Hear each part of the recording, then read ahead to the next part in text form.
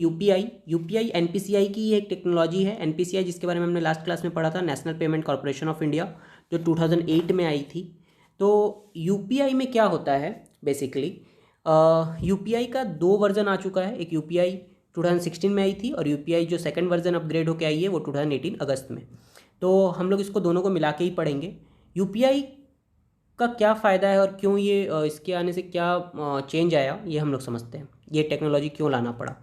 देखो, पहले के समय में क्या होता था कि अगर आपको पेटीएम से पेमेंट करना है, कहीं पर भी आप मान लो शॉपिंग करने गए और कुछ आपने बैग खरीदा, तो आपको पेटीएम से अगर पेमेंट करना है उस बैग के लिए, तो आपको पहले पेटीएम के वॉलेट में पैसा स्टोर करना पड़ेगा।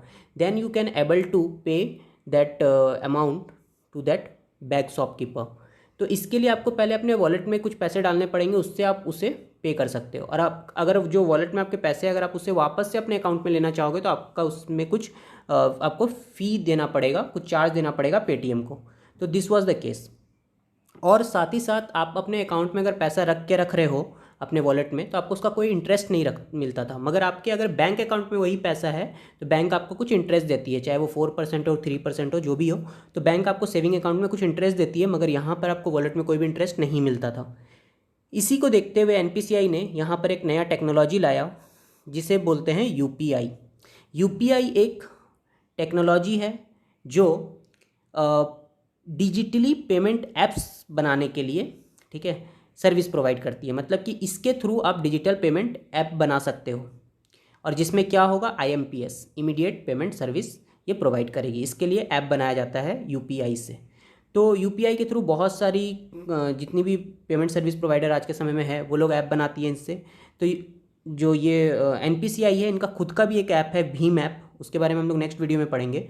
इसमें हम लोग यूपीआई के बारे में पूरा समझते हैं। तो यूपीआई से बहुत सारे सर्विसेज मिल जाते हैं, क्योंकि यूपीआई एक कोडिंग सिस्टम है। जैसे मान लो किसी को, मुझे ही एक ऐप बनाना है, पेमेंट ऐप, तो मैं इसके अंदर जा करके बना सकता हूँ यूपीआई के अंदर, ठीक है। तो यूपीआई में बहुत सारे सर्विसेज मिलते हैं। क्या क्या सर्विसेज है इसे हम डिटेल में समझते हैं। पहला है पुश ट्रांजैक्शन और दूसरा है पुल ट्रांजैक्शन। दोनों को एक साथ समझाता हूँ मैं। पुश ट्रांजैक्शन का मतलब होता है कि मान लो आपको कहीं पेमेंट भेजना है, तो आप उसे पुश कर रहे हो, पैसे को ढकेल रहे हो, तो आपके बैंक अकाउंट से कट के वो दूसरे अकाउंट में चला जा रहा है, इसे बोलते हैं पुश ट्रांजैक्शन। पुल ट्रांजैक्शन क्या होता है, मान लो कि आपने पहले से अपने अकाउंट में ये सेटिंग कर दिया कि अगर मेरा जो महीना का पोस्ट कनेक्शन का बिल आएगा मेरे मोबाइल का, वो अपने आप डिडक्ट हो जाए, इसका मुझे इन्फॉर्मेशन भी ना मिले, अपने आप डिडक्ट ये होता रहे। मतलब आप झंझट से एक से बचना चाहते हो, अपने आप आपके अकाउंट से सही ऑथेंटिक पैसा कट जाएगा। तो इसे बोलते हैं पुल ट्रांजैक्शन। नेक्स्ट है बिल शेयरिंग। मान लो कहीं आप लोग शॉपिंग करने गए, वहाँ पे 1000 का बिल बना, 2 दोस्त हैं आप, तो 500 अपने आप वो आपके अकाउंट से कट जाए, ठीक है। मतलब आप दोनों शेयर कर लो 500 एक बार एक जन ने पे कर दिया और दो में आपने उसको डिवाइड कर दिया, तो वो अपने आप डिडक्ट हो जाएगा। ये बिल शेयरिंग ऑप्शन भी यूपीआई में है। नेक्स्ट है ओवरड्राफ्ट। ओवरड्राफ्ट फैसिलिटी हमने पहले ही पढ़ा था। क्या होता है कि आपके अकाउंट में अगर जीरो बैलेंस है, फिर भी आप कुछ सामान लेना चाहते हो, सपोज आप बैग लेना चाहते हो 500 का, तो आपके बैंक अकाउंट से आप पे कर सकते हो, आपके बैंक अकाउंट में -500 दिखाएगा।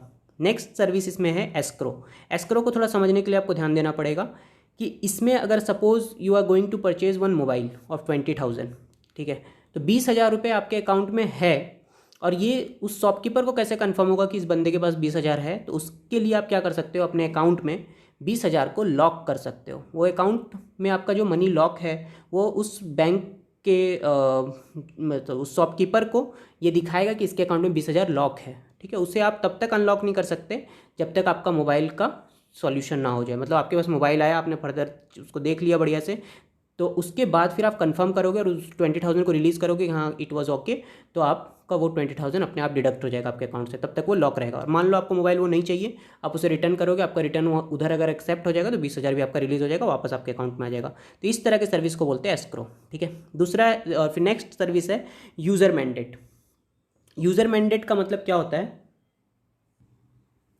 जैसे जिम, डीटीएच, ये सब में आपका अपने आप मंथ के एंड में जिस भी डेट को आप उसमें सेट करोगे उस तारीख को अपने आप आपके अकाउंट से पैसा कट जाए, ठीक है। इसे बोलते हैं यूज़र मैंडेट। नेक्स्ट है इसके अंदर इनवॉइस का भी ऑप्शन है। आपके अकाउंट में इनवॉइस आ जाएगा जितना भी ट्रांजैक्शन आपने किया है उसका।